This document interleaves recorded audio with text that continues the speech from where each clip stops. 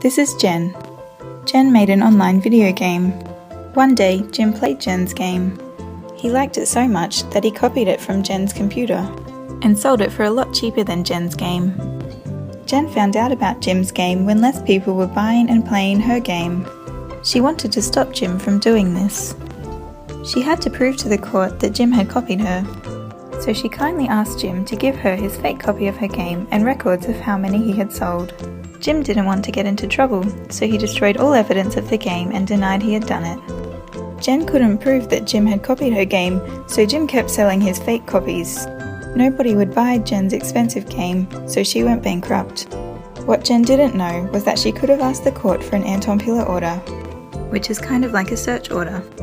It orders the defendant to let the plaintiff enter their premises in order to take evidence that will help them prove that the defendant breached intellectual property rights.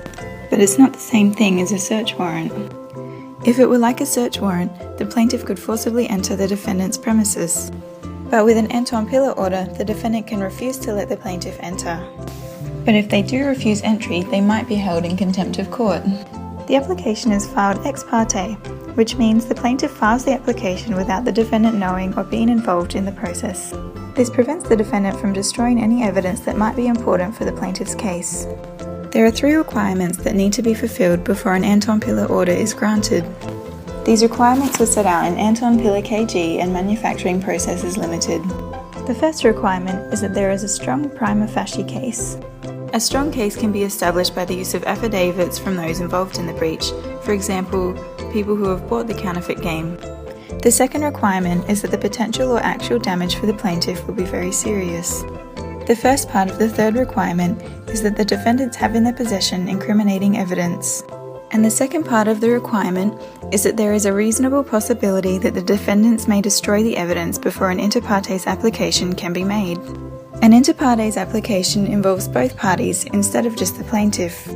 Here are some examples of when Anton Piller orders have been granted. In Aristocrat Technologies Australia and Global Gaming Supplies, an Anton Piller order was granted when the respondents infringed copyright by copying the plaintiff's gaming software. This is similar to what happened to Jen. Jim made a counterfeit game that infringed copyright. The Federal Court of Australia granted an Anton Piller order when an employee copied confidential information from the employer before commencing employment with a competitor. In a separate but similar case, the court granted an Anton Piller order when it was found that an employee downloaded confidential client databases. Because of its intrusive nature, Anton Piller orders should only be granted in extreme cases where it is necessary for justice to be done, and where there is danger that the defendant would destroy the evidence if they knew beforehand, and finally when the order will do no real harm to the defendant.